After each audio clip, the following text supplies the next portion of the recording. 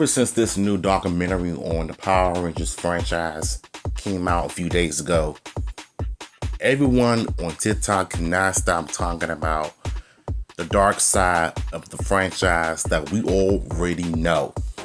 But there are some informations from that documentary that we did not know until today.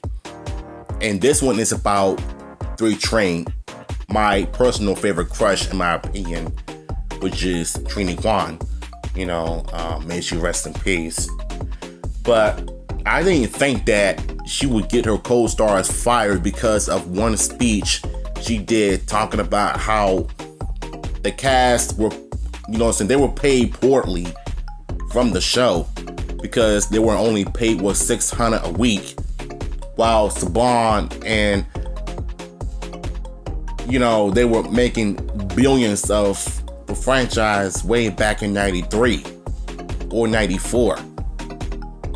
And I still think it's kind of crazy to me that Jeff Farouk, the stuntman for Power Rangers, actually had an interview and pretty much said all of this information, how she just got out there and said what she said that got them into trouble in the first place.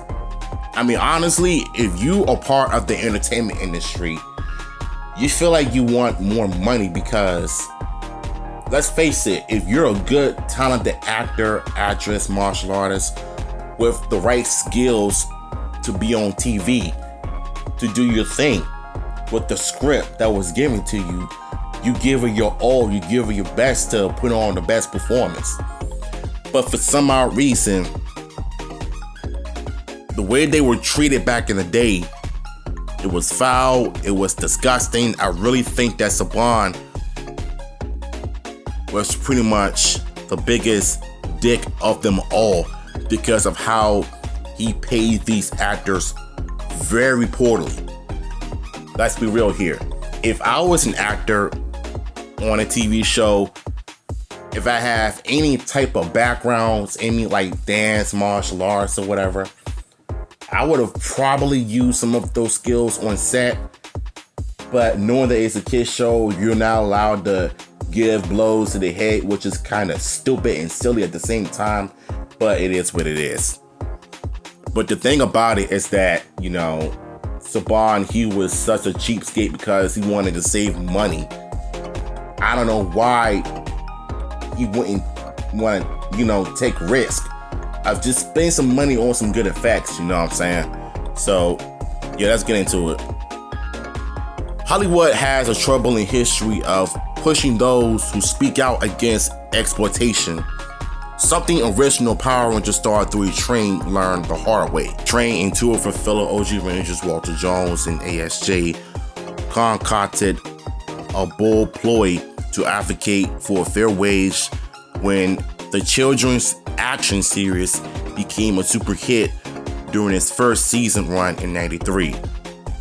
When the actors' contracts went up for renewal while filming the second season, Trang took the stage at a presentation for the series network and delivered a speech to meet their case. The owners of the stations all came stunt coordinator Jeff Farouk, shout out to him.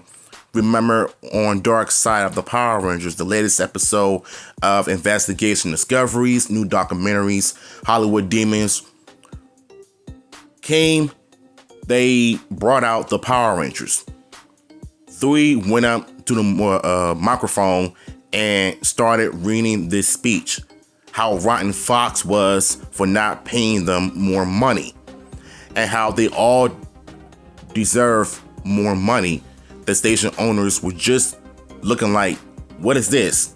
I mean, when you think about it, Fox and Saban, they were just greedy. Like, you have talented actors and martial artists that were worked on the show for years, and you refuse to give them more money that they worked their entire butts off since 93 when they first started. But when you think about it though, I feel like certain TV networks, they were just not the right company for Power Rangers. I mean, any TV networks and stations that would have treated these actors with respect and dignity, they would have paid them way more money than what they were given a long time ago. So I feel like, to me, if you would have paid these actors, they wouldn't went to this so-called peace conference and they would have gotten fired mid-season 2 during the summer of '94, which someone a long time ago mentioned this in the past. They would have been in the movie, they would have had a 3rd season, and Jason would have had a crazy story arc. Zach would have been a different type of ranger, and Trini, she would have been one of the biggest kung fu experts throughout the first 2 seasons, season 2 and season 3, including the movie. And then they would have gotten fired, well, not fired, but replaced by new actors. I don't know, but that's just some of my ideas, what I think would have happened. But at the same time, though, what she did was fought for the stuntmen and fought for these actors. This was pretty much like the SAG strike for the Writers and Actors Guild of 1994. Because this ain't the first time that Hollywood has done this. It's been like this since the 60s. And now, fast forward to 2023, the actor strike happened. Most of these projects, movies, shows, games got canceled because of it. And now they got paid again. Everything worked out for the better. But we're talking about 1994 when all of this occurred, according to the documentary. Pruitt recalled that when it was over, she walked backstage and just ran to me and grabbed me and started crying and said, "What did I do? Oh God, what did I do?" She regretted it instantly, but it was kind of too late. Businessman Ham Saban first developed the idea for Power Rangers after catching a few episodes of the Toei Company's Super Sentai series in Japan. But at the time, a violent children's show about crime-fighting superheroes was far from a safe bet in the American media landscape. I mean, honestly, I think what she should have done, she should have just waited until all of this presentation was over and then talked to Saban about it. And I think she knew that she was going to get fired along with Walter Jones and ASJ because they all knew about it also. So what's crazy to me is that she got emotional when she realized that she effed up. Basically, when she said that speech about minimum wages in the entertainment industry working on a kids TV show. I mean, shouldn't have she just waited until it was over? Yeah. But I think she had a reason to just did what she did, and I justify it. You know, if I was an actor, I would have done the exact same thing. Like, look, y'all not finna have me work on these kids show, and you're not gonna pay me all of that amount of money that I worked my entire butt off. Heck, when Robert Downey Jr. was working on The Avengers, he was one of the highest paid actors in history. They paid that nigga all that money, and he became the richest actress in the world because of it. Now, I made this video in the past, right, of what if Marvel brought Power Rangers and Stan Lee would have lived at the time. He would have treated these actors with dignity and respect. And Power Rangers wouldn't even be a non-union show. It could just be a union show. You could bring back all of these actors that want to bring closure to their characters and their arcs. They would have been done just right. They did it in once and always, and Billy went out like a G in Cosmic Fury. I like the way he was treated in Cosmic Fury than he was treated in a god awful Alien Ranger saga. I'm not making this up. The first season of Mighty Morphin Power Rangers was a gamble when it premiered in '93, but by '94, the series had become a cultural. '94 and Power Rangers was huge back then. You know what I'm saying? Just 1 year when it came out, it took over and it became an overnight sensation 24 hours later. Like, you couldn't sit there and tell me that the first episode of Power Rangers changed everything. Like, it was the beginning of the franchise that became a global phenomenon 32 years later. Heck, I mean, as much as I like season 1, even though it's not the best, it's not perfect by all means, they have some iconic moments that made me love this season so much. The music, the fights, the Green with Evil miniseries, and I've said this 1,000 times when I make Power Rangers videos, regardless.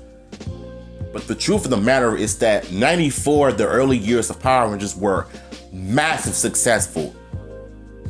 Massive successful because of the OG cast.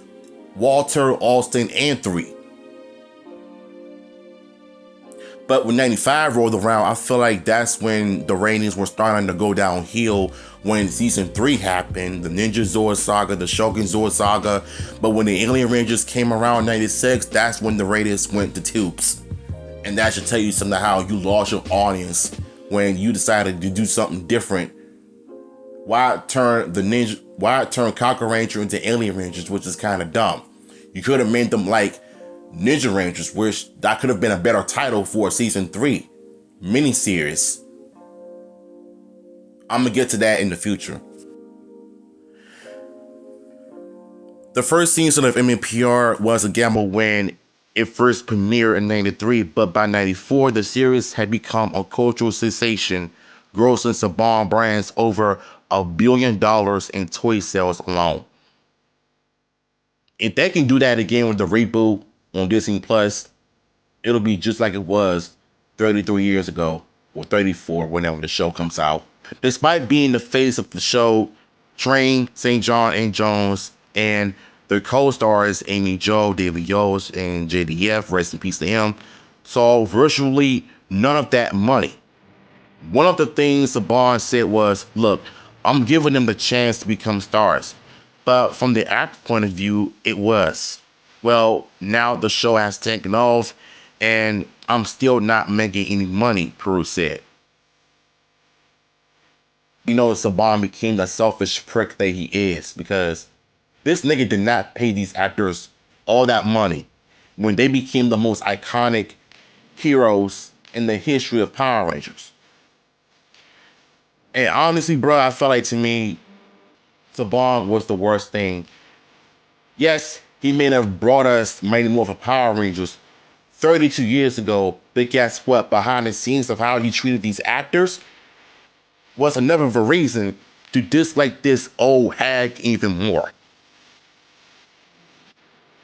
Amy Jo Johnson was only the talented actress when she was too good for Power Rangers because she can act her butt off. Yes, she's very good at gymnastics. She's a gymnast in real life. But at the same time, I remember when I saw this video on YouTube and did a reaction when Amy Jo Johnson was paid like 700 because anytime when it was a focus episode dedicated to Kimberly, Amy would just bring her to life instantly.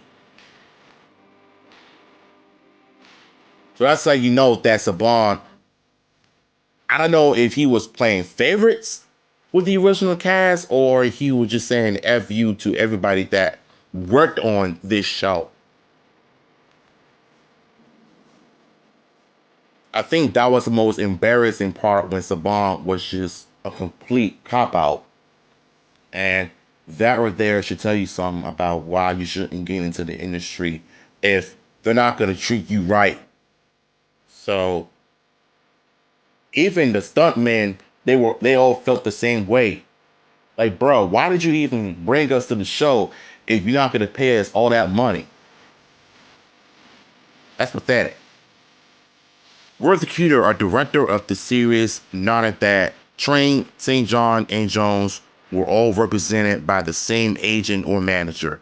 During the contract negotiations, a demand that was made was a percentage of the toy sales. And that was never ever going to happen. So they escalated to the tactic that couldn't be ignored. Tony Oliver, the series head writer, also in the room the day Trang gave her speech. He remembered that she went off script and said something along the lines of, you know, we're up here giving you a show, and maybe you should be up here giving us a show because we're giving you all the ratings. That's crazy. The fact that she was the first Yellow Ranger to crash out on stage like that, she pretty much made her statement. Look, we gave you a show, we gave you a season, we're entertaining the kids, families of all ages, families alike, and you go do us dirty, and you can't even give us what we want. Nigga, we want that bread. We want like $1,000, $2,000. Give us what we want. You're already treating us like we're a cheapskate, and we're the ones giving you the best that we can give the fans. And yet, you're the ones making billions off of us. That's how you know that Hollywood is just dirty. And you're just replaceable in the industry. That's how it is. I mean, what's even strange about this whole thing is that the majority of Power Rangers actors I've seen in convention centers all said the exact same thing of their season, of their experience, of how they were treated. I remember some story I heard about Raleigh's actor, Michael Trainer from Power Rangers Dino Charge, of how he was treated terribly behind the scenes of what was going on the show. And you can clearly tell that his character was not that good written because he was just there. There was barely any good focused episode of Riley and Dino Charge, except for like episode 9 when he had to play chess with a monster. And I get that he was a smart character, but come on, bro. Like, you could have gave us a better character arc for the Ranger, bro. And I think that's one of the main reasons why Michael went off the way he did. Like, look, if any Power Ranger actor crashed out the way they do because of the show, especially of how they were treated, not paying them well, not treating them with respect, not making sure that they don't get hurt or anything, then you have a valid reason to crash out on social media. Make it known. Let them know. Let them know how you feel. I felt like she had every right to crash out. And I support it. Because if you're not going to give me the money, the money that all of these rich actors are getting with their starring in the TV show from their first or second season, then I deserve to crash out, or I could just quit.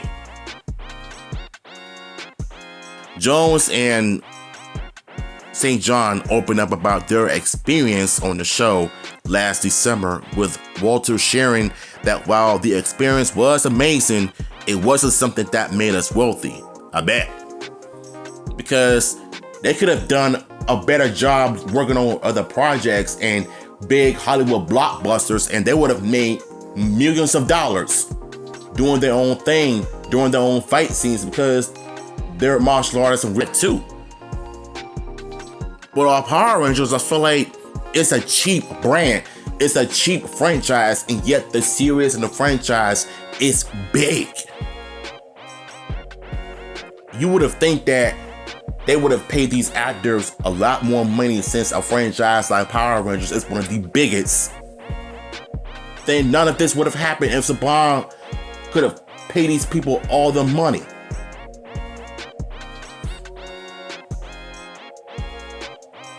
We were broke, St. John bluntly explained, detailing extremely low pay on a non-union production and salaries that left them in need of second jobs despite an accidentally demanding shooting schedule. The trio were fired from the show after Trang's speech, a decision that wasn't even directly communicated to the rest of the cast and crew. It wasn't too long after I was having lunch, cue to remember, I see a guy in a Red Ranger costume. I said, and I guess he's referring to the new Rangers like Rocky, Adam, and Aisha. But after that, nothing was the same. Nothing was the same when the original three left.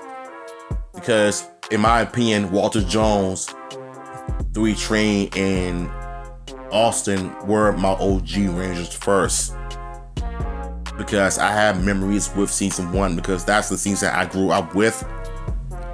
And the fact that Saban fired them in season 2 because of Thuy Trang's speech, then it's obvious to me that you're not the right businessman for Power Rangers.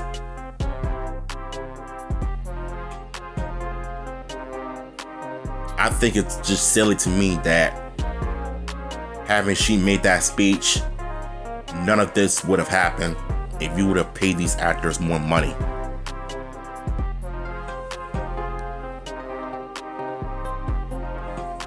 Oliver said the harsh cuts had a chilling effect on the rest of the Power Rangers team. Everybody got scared by cutting off 3 of the Rangers, cutting them out. It sent a message to everybody, don't even try it.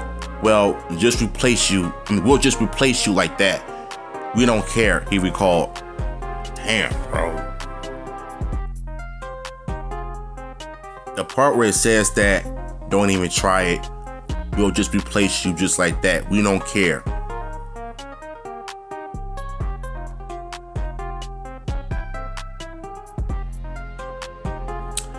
Look.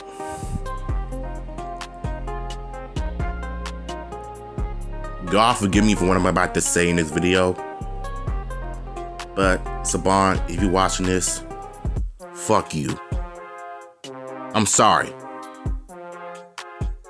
Because the way you just fire them and the way you just let them go without a communication, without saying anything to the rest, and the fact that they have to find out years later talking about their experience. When you look back at the Neo Saban era, right? You can clearly tell that Samurai, Megaforce, Dino Charge, Ninja Steel, Beast Morphers, Dino Fury, and Cosmic Fury all had a Mighty Morphin issue because of Saban's interference with the It's Morphin Time, Morphin Call, with the Go-Go Power Ranger lyrics. It's like they cannot get away from MEPR because of Saban.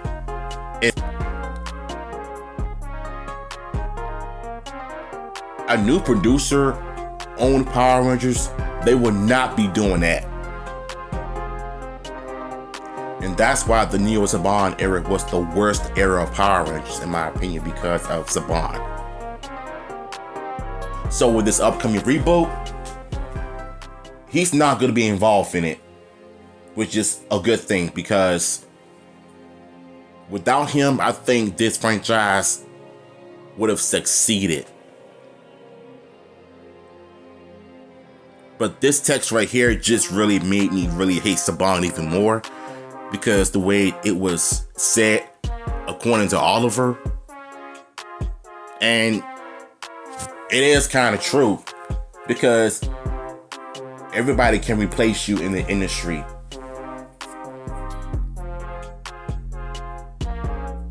Everybody can replace you within 5 seconds, 5 minutes.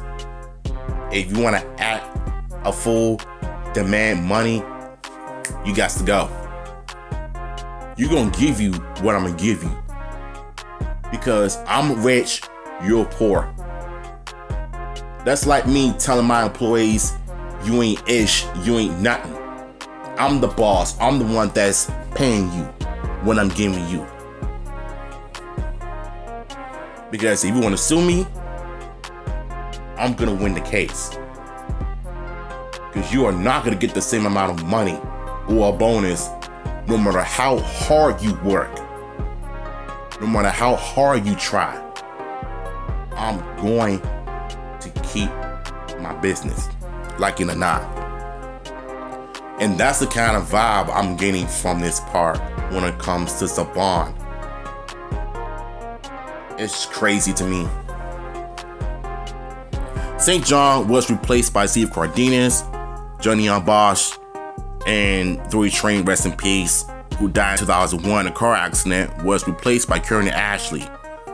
Power Rangers has continued to air on TV and streaming ever since, with Disney Plus announcing in March they've taken the TV franchise over from Netflix and will produce a 31st season of Power Rangers. It's not a 31st season of Power Rangers. It's a complete reboot, a fresh start. No Sentai adaptations. Toei and Saban are not going to be involved in it. So I think this part is what they got wrong. So the way they left the show because of Saban, and I originally thought that Austin, Walter Jones, and Thuy all walked away together.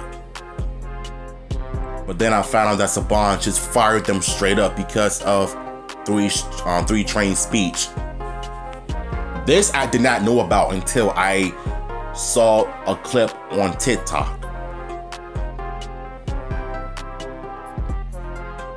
And that explains why David Yost left Zeo in 95 or 96 during the show, when, because of his homosexuality, with these producers and directors being homophobic or whatever, because of how they treated David Yost behind the scenes.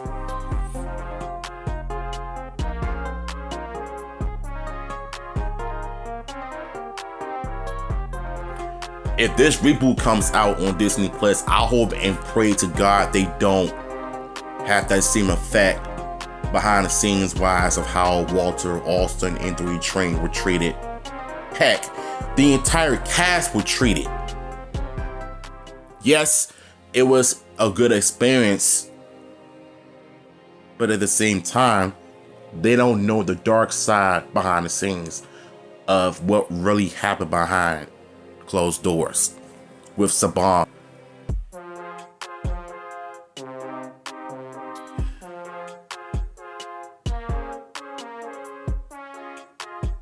Let this be a learning experience for everybody that want to get into the entertainment industry. If you have goals, make sure it's with the right people, with the right mindset that will treat you well and treat you right and give you what you want and give you what you've been asking for. Whether it's like money or a different script of what you want to put on your character, make sure to give you what you want. But if you're on Power Rangers, you better hope and pray that this show becomes union instead of non-union. And whether Power Rangers is gonna find its new home for filming in United Kingdom, London, or in Canada, which I pretty much prefer for them to just film the show in Canada if they can find some talented actors with insane backgrounds, then yeah. But back then, it was a whole nother ball game. So link to the article will be down below.